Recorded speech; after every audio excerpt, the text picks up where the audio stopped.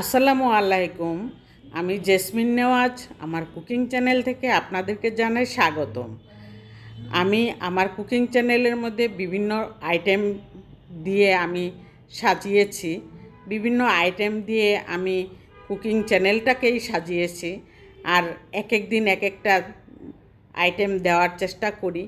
আর সেই চেষ্টার ফলে কিন্তু আপনাদের কাছ থেকে আমি বেশি সাড়া পাচ্ছি না, কারণ আমার অনেক কষ্ট হয় একটা ইউটিউব চ্যানেলে একটা আইটেম তৈরি করতে। সেই আইটেমগুলি কিন্তু অনেক পরিশ্রমের কারণে কিন্তু তৈরি হয়। তারপরেও কেন আল্লাহ আমার দিকে তাকাচ্ছে না সেটাই আমি বুঝতে পারছি না। আমি এত কষ্ট করে আমি সব কিছু তৈরি করি, ভিউজ কম, সাবস্ক্রাইবার কম, কী কারণে আমি সেটাও বুঝতেছি না। তবু আমি চেষ্টার হাল ছাড়ছি না। এখানে আমি চিকেন বানটা বানানোর জন্য 2 কাপ ময়দা নিয়েছি। তারপর আমি 2 টেবিল চামচ পাউডার দুধ দিয়েছি, হাফ চা চামচ লবণ দিয়েছি, সাথে হাফ চা চামচ টেস্টিং সল্ট দিয়েছি। তারপর 2 চা চামচ ইস্ট দিয়েছি। দিয়ে আমি এখানে 3 চা চামচ তেল দিয়েছি। 3 চা চামচ না, 3 টেবিল চামচ তেল দিয়েছি, রেগুলার তেল। কারণ 2 কাপ ময়দা কিন্তু কম না, অনেকটুকু হয়ে থাকে।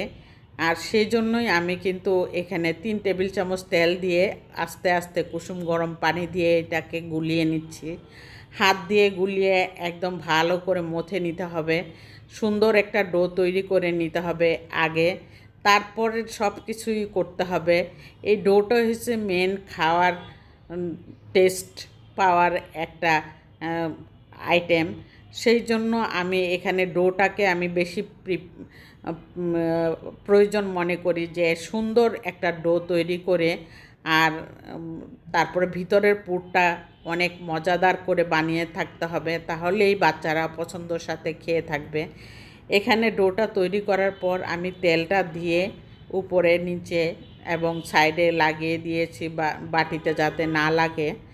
আর এরপর আমি চিকেন একটা ব্রেস্ট পুরাটাই আমি মাঝখান দিয়ে কেটে সুন্দর করে আমি সিদ্ধ বসিয়ে দিয়েছি, যাতে পুরটা তৈরি করতে পারি।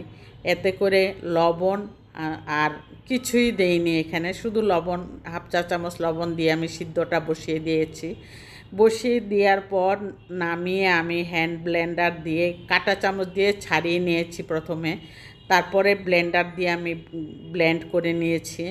ব্লেন্ড করে নেওয়ার পর এখানে আমি দিয়ে দিলাম সয়া সস। তারপরে দিয়ে দিলাম আমি লাল মরিচের গুঁড়া, ম্যাগি মশলার গুঁড়া। তারপর 2 চা চামচ পাউডার দুধ দিয়েছি। দিয়ে তারপর আমি এখানে কর্নফ্লাওয়ার আর লিকুইড দুধের মধ্যে আমি 1 চা চামচ চিনি দিয়ে সুন্দর করে আমি আঠালো একটা ভাব নিয়ে আসার আগ পর্যন্ত আমি নাড়াচাড়া করতে থাকবো। এর মধ্যে যখন কড়াই থেকে উঠিয়ে আসবে তখন মনে করব যে এটা এখন আমার পারফেক্ট একটা পুর তৈরি হয়ে গেল। সেই চিন্তা করে আমি কিন্তু নাড়তেই থাকলাম। এক পর্যায়ে আঠালো ভাব হয়ে গেল। তারপর আমি বাটিতে সার্ভ করে নিলাম। এদিকে আমার ডোটাও অ্যাক্টিভ হয়ে গেল। প্রায় 1 থেকে 1.5 ঘন্টা পর কিন্তু আমার এই ডোটা অ্যাক্টিভ হয়ে গেল। অ্যাক্টিভ হয়ে যাওয়ার পর আমি সুন্দর করে ছোট ছোট আকারের ডো তৈরি করে রুটির শেপের যেরকম ডো হয় ওরকম ডো তৈরি করে সুন্দর করে আমি ভাগ করে নিলাম প্রথমে। তারপরে আমি হাত দিয়ে শেপগুলি বানিয়ে নিলাম। এই শেপটা বানাতে কিন্তু কোনো সমস্যা নাই, তবে শেপটা বানানোর মধ্যে অনেকটা মজার ভাব চলে আসে, কারণ এটা পুরাই একটা পাউরুটির শেপ এভাবে দিয়ে থাকি, নান রুটির শেপ এভাবে দিয়ে থাকি আমরা। আর এটাও একটা নান রুটির ব্যাটারের মতোই কিন্তু এই ব্যাটারটা তৈরি হয়ে থাকে। আর এই এই চিকেন বান যদি আপনারা বাইরে খেতে যান, খিদার সময় অনেক সময় আমরা রেস্টুরেন্টে বসে থাকি যে এটা খাবো, ওই প্যাটিস খাবো, এই খাবো, সেই খাবো, কিন্তু ভিতরে মনে হয় কি ওরা চিকেন, বিফ তেমন কিছুই দেয় না, শুধু পেঁয়াজ দিয়ে আর মশলা দিয়ে ভরিয়ে রাখে, আর সেটাই আমরা খেয়ে থাকি। মজা পাই আর না পাই তবুও খেয়ে থাকি। আর ঘরে বানালে দেখুন একদম সলিড মাংসটা দিয়েই আমরা এই চিকেন বানটা বানিয়ে থাকি, পিৎজা বানিয়ে থাকি, একদম সলিডভাবে বানিয়ে থাকি। আর সেটা বাচ্চাদের খেলে যে কত শরীরের জন্য কত উপকার। আর বাচ্চারা কিন্তু মজা হলে কিন্তু খেয়ে থাকে। মজার সাথে আমি আমার বাসায় এই জিনিসটা খুবই পছন্দ করে বাচ্চারা। আর এই জন্য আমি প্রায়ই বানিয়ে থাকি এই জিনিসটা। আর আমার বাচ্চাদের সাথে যদি ফ্রেন্ড সার্কেলরা আসে তখন এটা বানিয়ে যদি ওদেরকে দেই তাহলে ওরা আর কিছু বলে না, বলে আন্টি হাতে খাওয়া এত মজা কেন, সেটা বলে। কিন্তু আসলে আমি নিজে প্রশংসার পাত্রী নই, এটা আমি নিজে জানি। কিন্তু আমি খাওয়ার কোনো আইটেম বাদ নেই যে আমি ইনশাল্লাহ করতে পারি না। আপনাদের চোখের দৃষ্টি দিয়ে আপনারা আমার চ্যানেলটা একটু নিচের দিকে যাবেন স্ক্রল করে, তখন দেখবেন কোনো কিছু আমি কিন্তু না পারি এমন কিছুই নেই।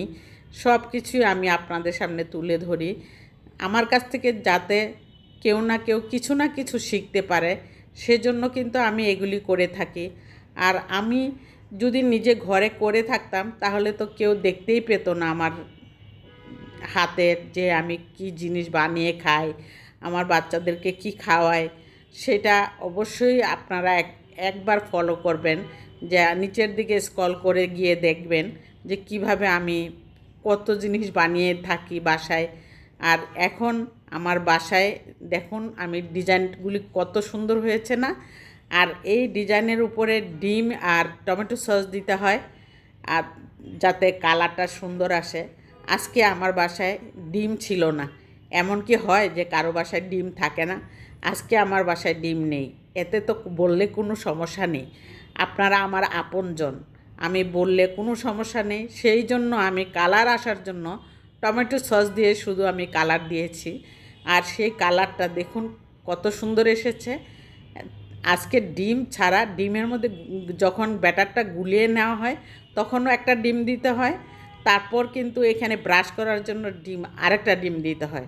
আমি কিন্তু আজকে ডিম ছাড়াই বানিয়েছি, তবুও অনেক সুন্দর হয়েছে। আপনাদের ভালো লাগলে লাইক সাবস্ক্রাইব করে অল বাটনে ক্লিক করে রাখবেন। আল্লাহ হাফেজ।